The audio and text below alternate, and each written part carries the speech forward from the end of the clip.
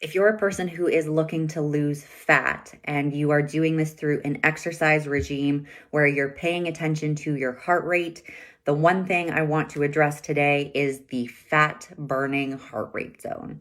This is one of the biggest misunderstood, misinterpreted things out there. I still sadly see people posting on their Instagram stories or in other various social channels that they're staying within the fat burning zone. And if you go into a gym, you've probably seen a chart like this, or even on your cardio equipment, something like this, where it's like written out there, if you want to burn fat, keep your heart rate within this low range. And that is far from the truth. So in order to lose fat in the long term, you need to be in a calorie deficit, meaning you burn more calories than you're eating, and there's a deficit here. So your body has to get that additional energy from fat. Now, when we are talking about the low end of the fat burning heart rate zone, it is true that in that heart rate zone, which is fairly low, your body is going to use fat as the predominant energy source. But that's what happens even when you're resting. So sitting on the couch, when you're sleeping, when you are doing absolutely nothing, and you don't have enough energy coming in from food. That is when your body will burn fat for fuel. So oftentimes, if you are trying to make physical progress, when you go to bed, you wake up and you're leaner and you've lost weight.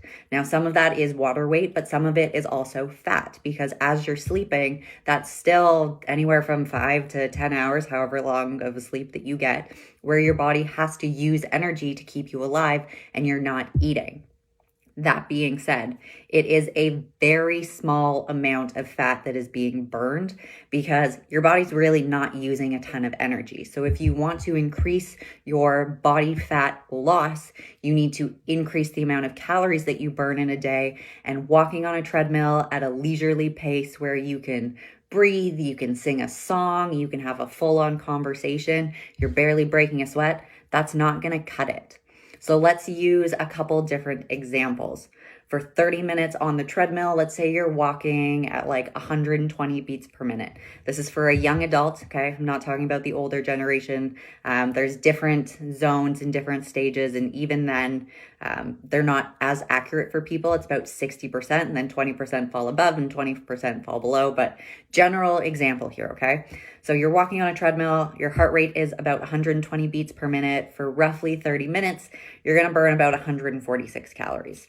If you are walking on an incline at a bit of a faster pace, again, you are doing this for 30 minutes, your heart rate is somewhere between like 150 and 160. You would burn about 200 calories for that same 30 minutes, so an additional 50 calories. If you are busting your butt and you are sprinting and then pulling back a little bit, but continuing to run and sprinting, and your heart rate is up around 180 beats per minute, that is when you'll get closer to that 300 calorie mark. So if you're working with Lady the F Up, or if you are working with a coach and you do have cardio, one of the general recommendations, if you are tracking your heart rate and calories burned, is at least 100 calories per 10 minutes. The closer you can get to 150 calories per 10 minutes, the better. And if you are on some sort of generic cardio equipment, do not trust their calorie output that is shown. That is very, very likely overestimating. There are a lot of machines on the market that can overestimate between 20% all the way up to 50%. So if it says you burned 600 calories in 30 minutes, no, you didn't. Unless you feel like you're dying and your heart rate is up at like 180, 190, do not trust that machine. So let's talk about the fuel sources. So as I mentioned, when you're not doing much of anything, your body is using predominantly fat for the energy that it needs to operate and do all of your body functions. But as you start to push and increase your heart rate, that is when your body relies more on carbohydrates. And there are a ton of carbohydrates stored in your body right now in the form of glucose. And glucose becomes the more predominant energy fuel source that your body uses as your heart rate gets higher, as the cardio or the exercise session prolonged. So the longer it is, the more likely it's going to kick over to use carbohydrates, but that's not a bad thing whatsoever. We actually want your body to use carbohydrates so that when you consume carbohydrates, it replenishes those stores that you lost. So make sure that your intensity is your number one. You need to be challenging your body, otherwise it's not going to change. The body is incredibly adaptive and its only job is to keep you alive. So if you spend 30 minutes on the treadmill every single day and you do the same pace every single day, by the end of the week, it's gonna feel a little bit easier.